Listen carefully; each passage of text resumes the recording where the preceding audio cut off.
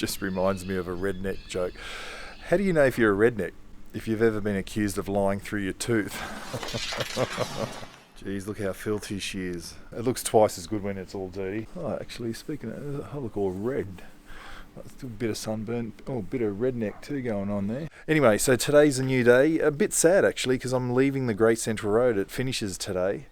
But exciting all the same, because I'm heading into the Northern Territory. First time in the NT on a bike, so that's super exciting. Bit of a longish section today, so I'm going to be pushing the limits of the fuel range of the bike. However, the Opal fuel's been running really good. The bike hasn't missed a beat. It seems to be okay. I don't hear any difference. I didn't notice the temperature change on the bike. It's been pretty good actually. Just a little bit less fuel economy, that's all, but you know, that was expected. That's why I'm carrying the extra fuel bladder. The roadhouse doesn't open till 9:30, so that's another hour and a half away. But apparently there's a weather balloon release at 8:45 each morning, so I'm going to try and find where that is. I'll tell you what, the mornings out here are just incredible. It's so peaceful out here, so quiet. It really is something nice. Here we go. Is this the Giles weather station? That's us. That was easy. I literally could have walked. Oh, hang on, the road's closed. No public facilities. Oh. Yeah, but how do you access it then? Are you looking for the weather balloon launch? Yeah. Up here. There it is. There's the building. An old mate's in his overalls. This is Jason the man. He's going to tell us all about it. Alright, good day everyone. So we're going to be filling a weather balloon with hydrogen inside the remote balloon launcher. 8:45 every morning, every night. Yeah, it used to be up to 6 times a day, Wow. 8 times a day even, depending on the weather. So yeah, basically we release these balloons and they get to an altitude of about 25 to 30,000 meters, where they get to about the size of a vehicle, like an SUV, and then they terminate, and the parachute brings the radio sonde back to Earth. The Bureau's interested on the data from launch all the way to termination. The return data we're not too concerned about, and everything actually between ground and 15 to 16,000 meters is critical. Above that's a bonus. So Jason just told me that the first balloon's not doing its thing, so they've got to release a second one. Totally winning. 2 balloons for the price of one. I'm a big fan of value for money. So you're based here for... Yeah, based here for 4 months. After I'm done here, I'll go back to my position in Brisbane. Thanks, Jason. Yeah. That's awesome. No, that's all right. Yeah. Appreciate your time, and thanks for organising 2 balloons. Yeah. Thanks, Jace. He just told me that just behind the shed here is one of the old graders that graded the Great Central Road. Oh, there's the old rocket he was talking about. So this was the old grader that graded the Great Central Road originally. Remains of the first Blue Streak rocket launched from Woomera. Not much left of it. It says it was launched in 1964. That makes it 58 years old. Geez, it's looking pretty good for 58 years old. Whatever material they used, it's lasted the test of time, that's for sure. Just a tiny little bit of rust in some spots. So the bloke that fuels up all the vehicles, I said to him, make sure you top it up, because this next section's 325 clicks to Yalara, which is really pushing the limit of the fuel tank and the bladder. So I said, can you chock it all up? Now, I know you're not supposed to fill it up that much, but this is a dire situation to make sure that I'm chock-a-block full to get to Yalara. Hi guys.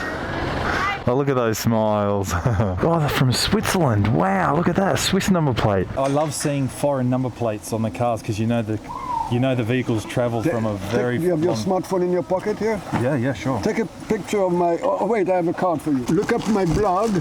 Yeah, you've got a blog too. Yeah, it will describe my trip. Yeah, sure.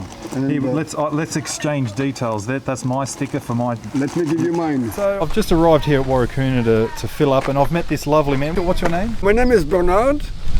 I currently live near Geneva, Switzerland. I started a trip which should go around the world 4 years ago. I drove for 2 years to Melbourne when COVID came, lockdowns. So I left my truck in long-term storage in Melbourne, flew back to Switzerland for 2 years, and a couple of weeks ago, when Australia opened again to tourists, flew back to Melbourne, got my car ready, and now I'm starting to do a loop around Australia. I'll be here for 10 months. Sure. Wow, that's an incredible. Look, I think COVID interrupted my journey as well, but the good news is we're on the road now. We're enjoying this trip now. So. Exactly. And this truck that you've got here, a very impressive truck. This truck was made by a French company called Bremont, which no longer exists. The truck is 30 years old, ex-French Army. I've done a lot of off-roading and four-wheel drive before in my life, and this is a real four-wheel drive off-road, can go anywhere. You've got your kitchen, your bed, your everything in here. Self-contained chemical toilet. Yeah. So basically starting from Geneva, Switzerland.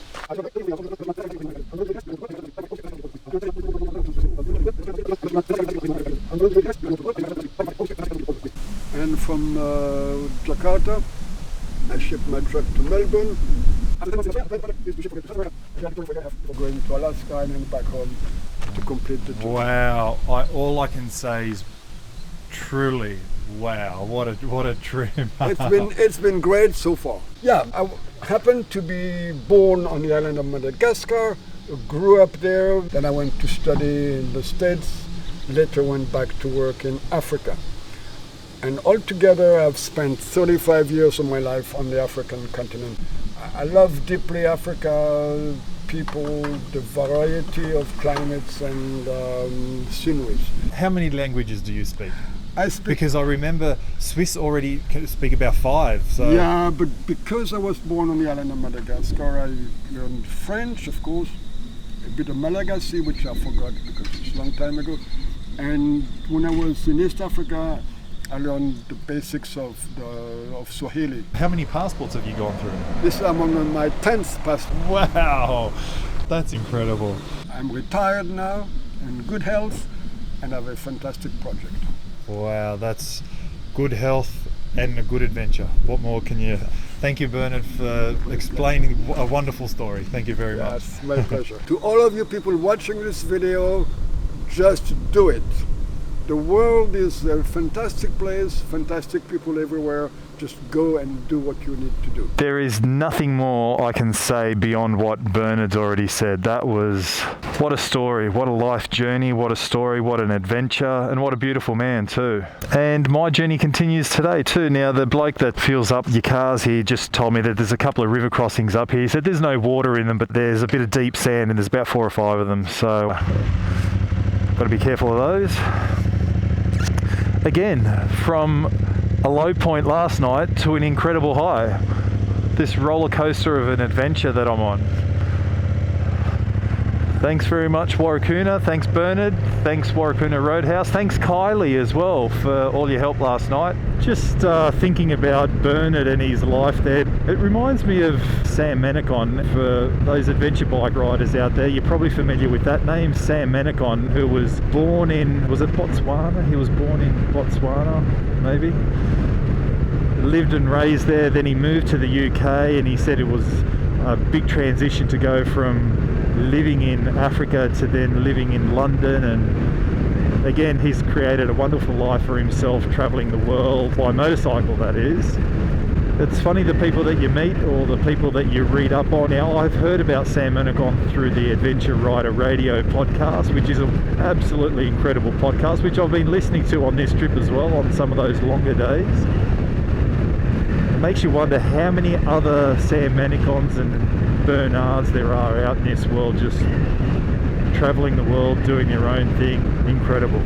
It's very inspirational. The world is a fantastic place, fantastic people everywhere. Just go and do what you need to do.